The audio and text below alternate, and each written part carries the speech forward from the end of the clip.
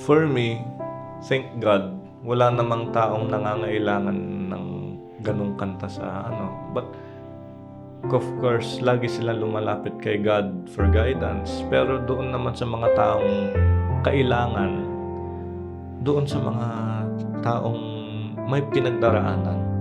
Kasi you should always remember that no matter what you're going through, kahit ano man ang sitwasyon mo, puwede mong lapitan ng Panginoon at lagi ka niyang tutulungan, mapangayon man o sa takdang panahon.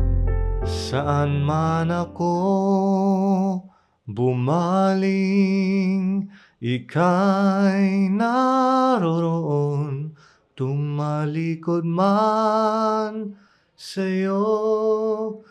Dakilang pag-ibig mo sa akin, tatawag at magpapalalang ako'y iyong ginigiliw at siyang itatapat sa puso.